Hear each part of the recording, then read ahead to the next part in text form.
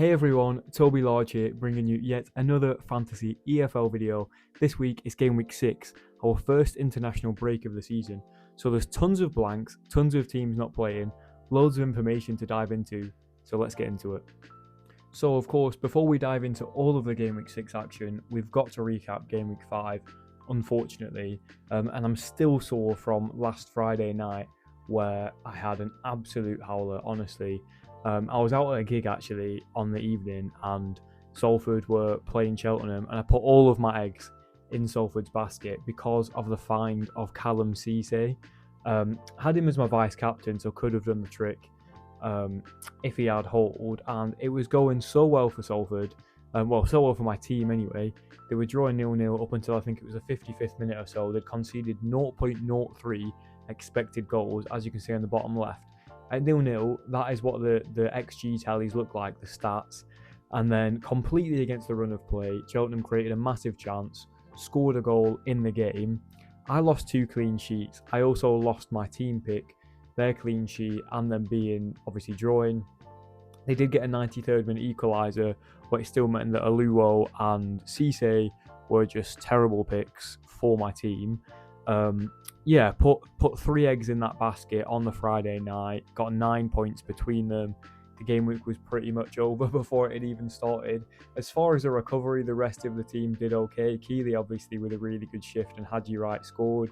Chesterfield battled back from 2-0 down, so it was looking really bad at one point, but just not overly enamoured. Again, I think it's pretty unlucky. Cisse actually had, I think it was 0.61 expected goal involvements on the day.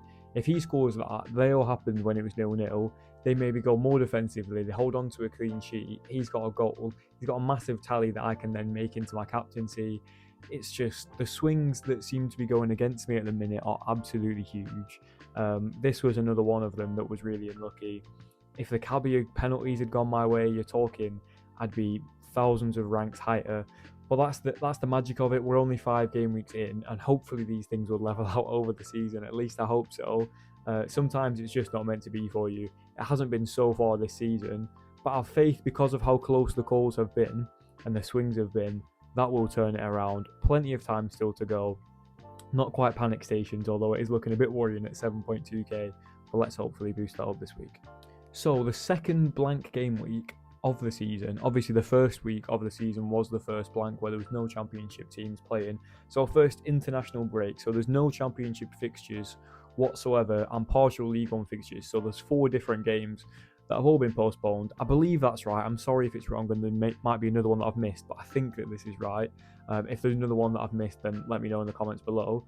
But Blackpool versus Luton, Cardiff Burton, Reading Northampton and Stevenage Barnsley have all been postponed to my knowledge.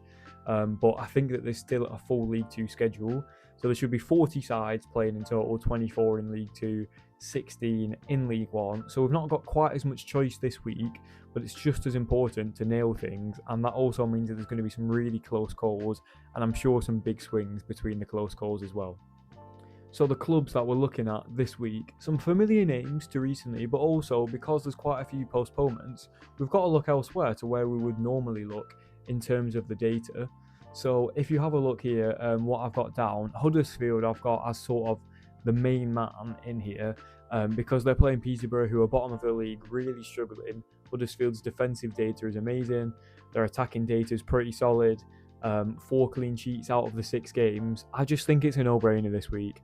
Maybe there's going to be a surprise and Huddersfield end up not winning the game, but I just can't see past it at all, and I can't see past myself picking them. They're 19.7% owned as I'm recording this, but I think that's going to skyrocket even more. Cambridge, who are my second one down, and they're actually my second favourite team to pick here. The Oldham fixture, I keep targeting Oldham, and I feel a bit bad. If there's any Oldham fans watching, I'm sorry, it's not personal, but it's just because you're newly promoted. You're not doing amazingly, although they're not doing terribly for a team who've just come up. But I just think that Cambridge, I think they won 2-0 in their last game at home as well. They've had a couple clean sheets.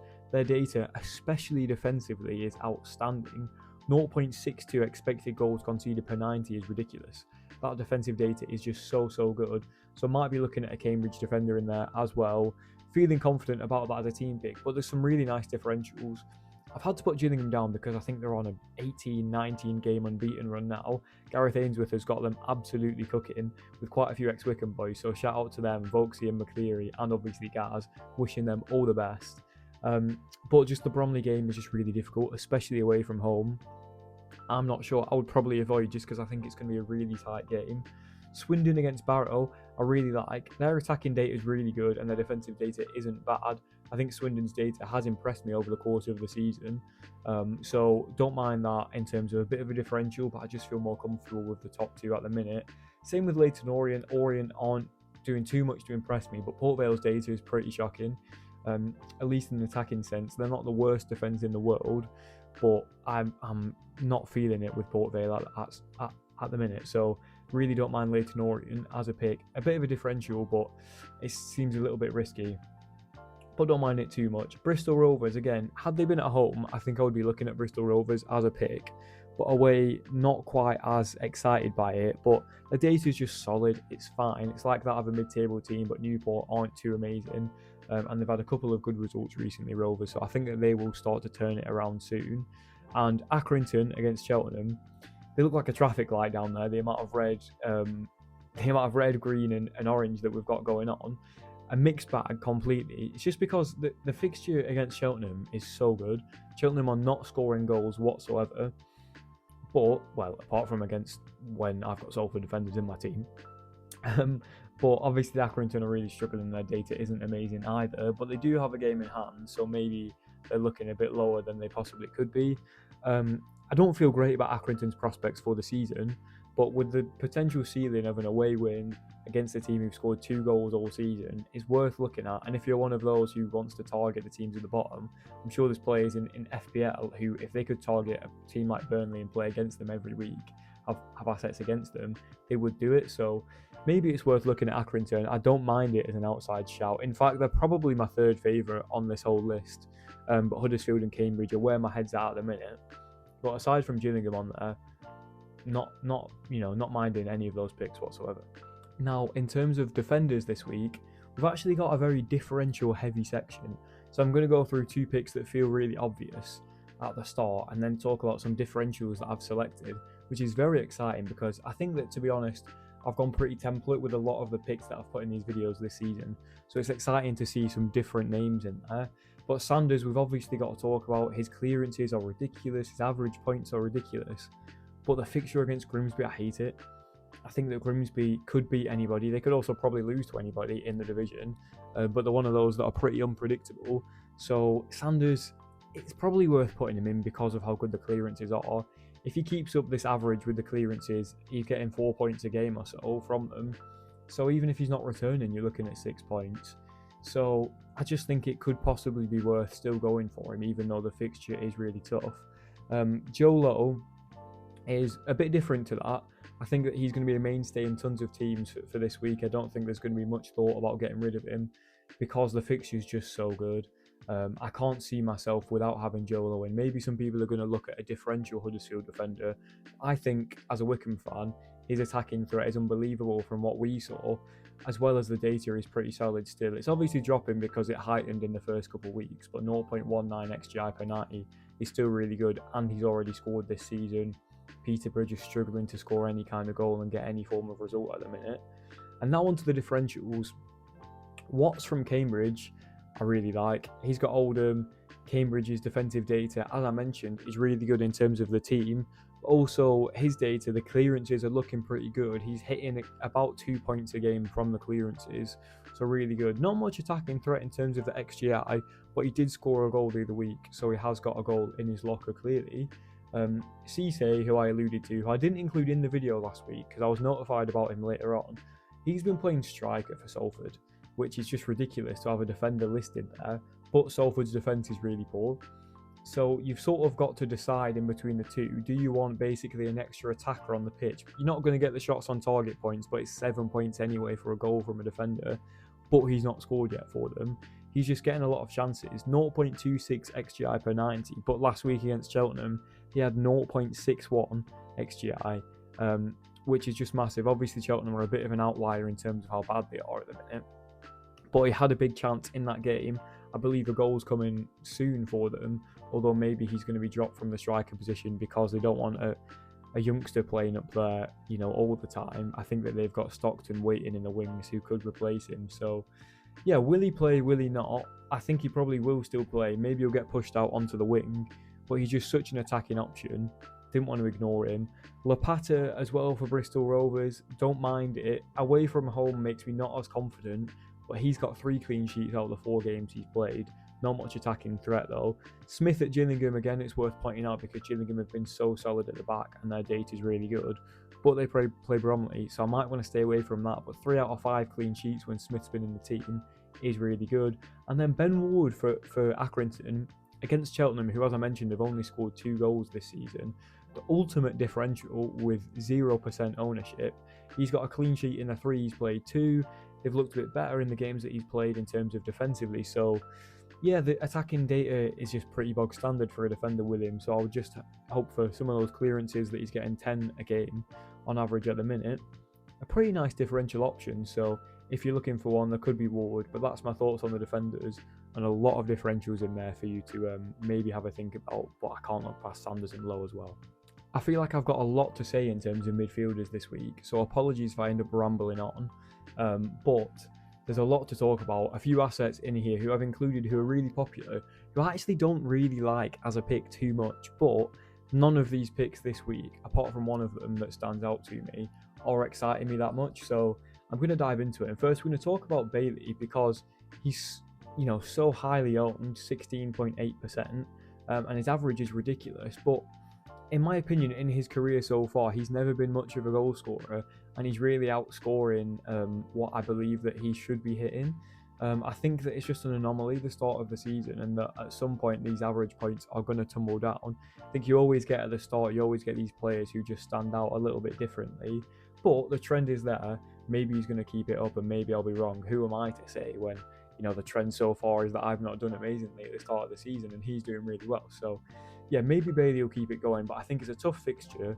I think that he's outscoring what he should be outscoring, even though his XGI data is actually pretty decent, so maybe I should shut up. But I just don't think that for somebody who's quite a defensive player that he should be hitting this amount. But let's see. Norwood for Stockport, again, his data just doesn't excite me that much, and his goals tend to be a bit of a screamer. He's one of them who's not going to score every week. He's not going to score every other week. He's going to score quite a few less than that, maybe every 5 or 6 games. So Norwood, I'm not a big fan of it as a pick. Even though Plymouth away, I think is a good fixture. But last season he was in the 5s for his average points, and yeah, I don't know. A lot of people do seem to be backing him. He seems to be doing really well every week, but I'm just not too excited by it. Cozy Dewberry I prefer to the other two, but again, I'm not too excited either by him.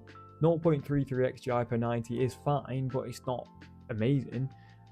He has had a lot of key passes. He's getting a lot of shots off, but it's just the quality of the shots that I worry about haven't been great so far. The Wimbledon fixture is decent. Maybe he's going to score a goal, but 1 career goal for him so far. I know he's only young. Means that, do I want to go for it? I just don't know if it's the right time yet or not, but he's really popular, especially with the people on Fantasy EFL Twitter, so maybe they're going to want to back it, but I'm not sure about it with him. Duke McKenna, again, I think it's fine. He scored 3 goals this season, which makes me a bit more excited by him than some of the other picks, but I don't know. I think the fixture's okay, but the data's not amazing. It seems like a fine pick. There's just not much in it between these picks this week. Similarly for Brophy too, like the fixture, don't like the data too much, but it looks okay. I probably prefer Brophy to Duke McKenna or Cozy Dewberry because of the fixture. Cabia, again, I just think if you've got Sanders in your team, it seems a bit negative to back Cabia and Sanders. And I think at the minute, I would rather have Sanders in than Cabia. It's a bit of a safety net and he's hitting a crazy amount of points. But you all know that Cabia's my boy. I've had him in my team 4 weeks of the season so far already. A striker who's listed as a midfielder is always exciting, and he could get a penalty. He could get 2 goals in a game. So I don't know. The ceiling's really high for him. I wish I could put him in, but I just don't think it makes sense against Sanders. And then Walton excites me more than anybody on this list. His data is really good. Playing against Cheltenham, who are a really weak defence, especially, who've been struggling a lot. It is away from home, and Accrington aren't doing great, but because of how good Walton's XGI numbers are, that's what's leaning me towards him this week. If I was to pick two, I would probably go Walton and Brophy maybe, but I think it's close between Brophy, Duke McKenna and Cozier Dewberry. The top two, if you want to back the trends, go for it. But I'm just saying my decision making and my style as a manager is to lean away from those kind of players. But they've been doing really well so far, so who's to say they're not going to do it again? Now, I think there's some great picks when it comes to forwards this week, and it's actually going to be a really tough call. Some really popular assets, some that are a little less popular than I actually expected. But May we're going to start off with against Peterborough. We know how good that fixture is. I've spoken about it enough now. His expected goal involvement data is good per 90, but it's that per 90 that worries me with May. I think he only played 45 minutes in his last game. And when they've got Taylor as well, I think he could be either moved out to the left or subbed off or rotated. So May, it's just the minutes that worry me, but his involvement in terms of shots on target, in terms of the expected goal numbers when he's on the pitch, is really good. So I like the May pick. If he starts the game, I might well go for it, but I feel like maybe in terms of the Huddersfield assets, I want two defenders instead because they feel a bit more reliable in terms of minutes. Now we've got to talk about Dennis. Dennis has been the king of fantasy EFL so far. He's just had a ridiculous amount of shots on target. He's scored 5 goals already, got 3 assists. It seems to be his name on the team sheet, on the score sheet even, every single game at the minute. His expected data isn't actually as good as you would think a guy with 5 goals as data would be, especially so early on. But just scoring every week, and I can't blame anybody if they want to put him in. I'm going to talk about Patrick as well, straight away, who's further down the list because of the ownership. But he's had a really similar start with 4 goals and 2 assists. He's really similar in terms of the average points. Again, really involved, especially with key passes. He's had plenty so far, as well as quite a few shots on target. So I love Patrick, and Salford's defence isn't great. He's just away from home, which might lead me towards Dennis because I maybe prefer a home asset, but I don't think there's much between those two. And they are probably my favourite two, to be honest, to pick out of any of the assets that I've got on here. Cheek and Patterson, both of them with really tough fixtures. Their data is okay, it's not amazing, but I think that they're really quality players who are going to score a lot of goals. So I just don't mind them as a pick because I think that over the course of the season, they're going to be especially Cheek. He's probably going to be scoring a goal every other game, so maybe he's due one if you believe in that sort of theory. Karoma, his data is not great, but the fixture's good. He's been in form, he's scoring goals for his boyhood team. So Karoma, I think as a bit of a differential, could be a bit of a shout, but the expected data isn't great and Orient's attacking data isn't amazing. And then Stevens, I actually really like him as a pick. I think that loads of people are looking at Bolton because big team at home, but Wimbledon have had a solid start to the season, really, really solid. And Stevens is scoring goals. He scored tons of goals last year. He's scoring goals again. An absolute bagsman is Matty Stevens. So if you need a striker, you're not sure, you want a differential, I really don't think that, he's the worst option that you could pick. I don't think Bolton have conceded more than 1 in a game at home so far this season.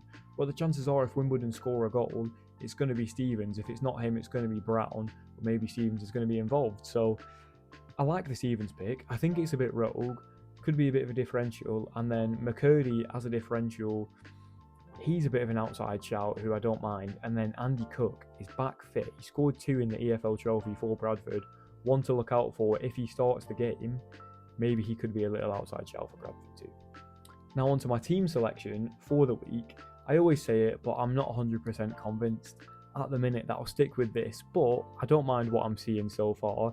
We've got 2 triple ups, technically a quadruple with Huddersfield. I'm not telling you to go and do this with your team. I'm just expressing how I'm looking at the minute, but I play for fun. I play for enjoyment in fantasy EFL, and that's what I want. And I think this team could be pretty fun for the weekend.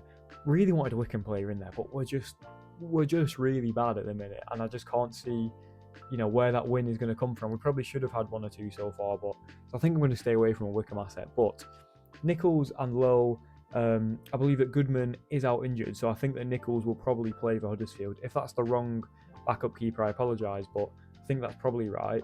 And then Joe Lowe as the captain, he's got the goal threat, he's got a great fixture. I think I want to back it. Sanders, I just think because of the clearances, I want to keep him in. He feels like a guaranteed few points no matter what. Watson Brophy I've got from Cambridge alongside the team pick. I just like the fixture a lot. Because they won 2-0 in their last home game, it really encourages me to think that maybe they're going to have a solid week, especially Watts, because the defensive numbers for Cambridge are really good. Brophy, I'm just not convinced on, but I've got to have 2 midfielders in there somehow, so maybe it's him if I'm not going for Cabia. And then Walton I really like, as I spoke about quite a bit. Great differential, not picked by many people whatsoever, and Cheltenham away is just a great fixture. So really looking at Walton, I think I'll probably keep him in my team. Dennis up front, it could be Patrick, it could be May, it could be Stevens, it could be any of these people, but Dennis at the minute I've got in just because he's just been scoring so much. The chances are, if he's kept this up for 6 weeks running, he might do it for a 7th. I know that's not mathematical, but I don't know. I really like it and feel confident with him. That's where I'm at the minute. I like the team, but obviously it's really big on 2 different teams. So if Huddersfield and Cambridge both have a stinker, I've had an absolute rotter, but I just don't see them having a stinker at the minute. Loads of home assets, hoping that the home games are going to pull through. Let's see what happens, but don't be surprised if something changes, especially that second midfield slot or the forward spot. So that's all that we've got time for in today's video. As always, if you haven't joined our Fantasy EFL League, join up with the code that's in the bottom corner. FEFLTIPS is the code, always will be for the whole year. So get yourself involved, get your friends involved. If you want a league to be joining, it'll keep your points that you've tallied up so far, and you can push me even further down the rankings. Yeah, a lot to talk about from this week. I think that with the international break, we've got the chance to pick some differentials, some different assets than we would normally look at, which is really exciting. Sadly, no Wickham picks for me, but back in Huddersfield, back in Cambridge, I can't see myself moving off them as the team picks, but just maybe moving the team around a little bit. Hopefully we're going to move up the rankings this week.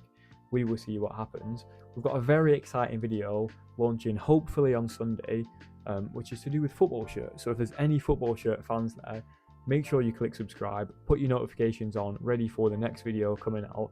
I'm going to try and get 2 videos out a week, but it might not happen sometimes when it's a bit quieter if I'm not at a game for a match vlog. But loving the support so far. Thank you so much for 250 subscribers. It means so much. Let's try and push on towards 300. If you've not pressed subscribe, please do. It means the world to me. I'm really pushing with the content this year, and I've got big plans for the YouTube channel. Thank you so much for watching. Let me know as well down below, if you've made it this far, who are your team picks this week, because I'm really interested to see who everybody's going with. Hope we all have a great weekend. Make the most of it. Enjoy the international break if your team aren't playing. Get outside and soak it in for once. And yeah, I'll see you again next week. Thanks again for the support. Peace.